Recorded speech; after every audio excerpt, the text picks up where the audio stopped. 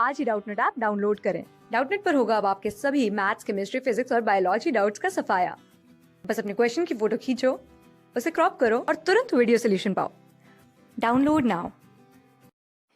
Hello, given question है arrange the following in decreasing order of heat of hydrogenation. तो यहाँ पे P Q R S जो हमें चार कंपाउंड दिए गए हैं, इन्हें हमें हीट ऑफ हाइड्रोजनेशन के ऑर्डर में अरेंज करना है।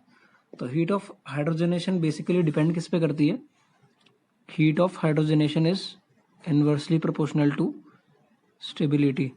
मतलब जो कंपाउंड जितना ज़्यादा स्टेबल होगा उसकी हीट ऑफ हाइड्रोजनेशन उतनी कम, और जो जितना अनस्टेबल होगा उसकी हीट ऑफ हाइड्रोजनेशन उतनी ज़्यादा। तो हम लिख सकते हैं मोर स्टेबल है अगर कंपाउंड तो मतलब लेस हीट ऑफ हाइड्रोजनेशन, और अगर लेस स्टेबल है या फिर अनस्टेबल है अगर, तो फिर हीट ऑफ हाइड्रोजनेशन ज़्यादा। अब यहाँ पे जो हम एल्कीन देख रहे हैं ये चारों एल्कीन है, साइक्लिक एल्कीन है। इसमें आर और एस जो है ये कॉन्जुगेशन में है और पी और क्यू ये कॉन्जुगेशन में नहीं है। तो एल्कीन की स्टेबिलिटी हम दो फैक्टर से देख सकते हैं इस सवाल में। एक तो क्या, हाइपर कंजुगेशन,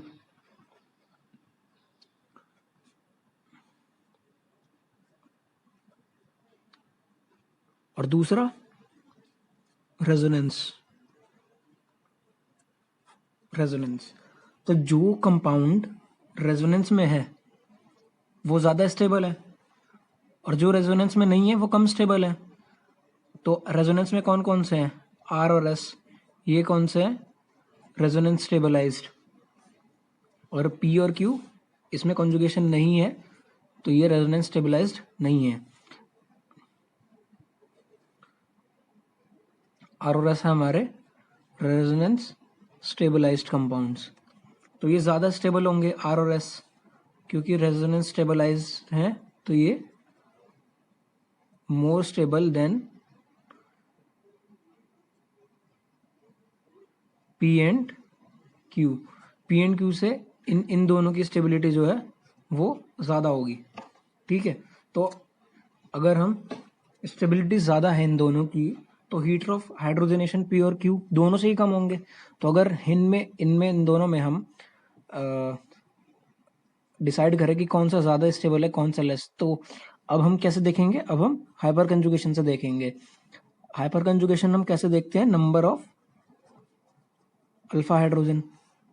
जितना ज़्यादा अल्फा हाइड्रोजन होंगे किसी कंपाउंड में उसके उतने ही ज़्यादा हाइपर कॉन्जुगेशन स्ट्रक्चर्स पॉसिबल होंगे और उतनी ही उसकी स्टेबिलिटी होगी। तो देखते हैं यहाँ पे किसके ज़्यादा अल्फा हाइड्रोजन है। जिसके ज़्यादा अल्फा हाइड्रोजन होंगे उसकी स्टेबिलिटी ज़्यादा होगी और हीट ऑफ हाइड्रोजनेशन कम। तो देखते हैं पहले आर के लिए। आर के लिए अल्फा कार्बन कौन सा? एक ये वाला, एक ये वाला। तो यहाँ पे तो दो हाइड्रोजन है और इस वाले कार्बन पे एक। तो आर के पास कितने हैं? 3 अल्फा हाइड्रोजन है आर के पास। अगर हम बात करें एस की, तो एस के लिए अल्फा कार्बन कौन से हैं? एक ये वाला, और इस डबल बॉन्ड के लिए एक ये और एक ये। तो यहाँ पे कितने हैं? 2।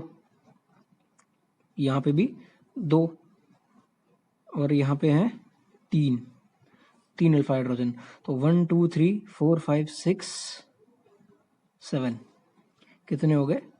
7 अल्फा हाइड्रोजन हो गए हमारे एस कंपाउंड के लिए। तो सबसे ज़्यादा स्टेबल कौन सा है इनमें से? एस। सबसे ज़्यादा अगर स्टेबल एस है तो हीट ऑफ हाइड्रोजनेशन एस की सबसे कम होनी चाहिए। हम यहाँ पे लिखते हैं एस और फिर आर की। तो ये दोनों हो गए, तो इनकी हीट ऑफ हाइड्रोजनेशन पी और क्यू से कम थी क्योंकि ये रेजोनेंस स्टेबलाइज थे।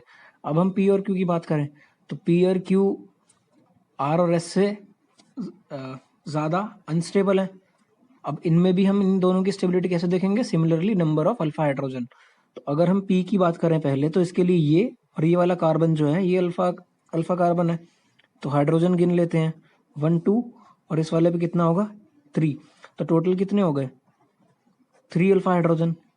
अगर हम क्यू की बात करें तो क्यू के लिए अल्फा कार्बन कौन से हैं? एक ये, एक ये और एक ये। तो इन दोनों कार्बन पे 2 हाइड्रोजन थे और इस पे कितने हैं? 3। तो कितने हो गए? 1 2 3 4 5 6 7। तो क्यू के लिए कितने हो गए? 7 अल्फा हाइड्रोजन हो गए हमारे क्यू के लिए। 1 2 3 4 5 6 7। तो क्यू के लिए 7 अल्फा हाइड्रोजन हो गए। तो इसमें ज्यादा स्टेबल कौन सा है? क्यू। तो इसकी हीट ऑफ हाइड्रोजनेशन कम होगी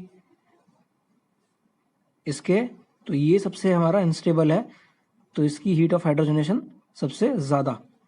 ऑर्डर क्या होगा हमारा? अगर डिक्रीजिंग ऑर्डर में देखें तो पी क्यू आर एस।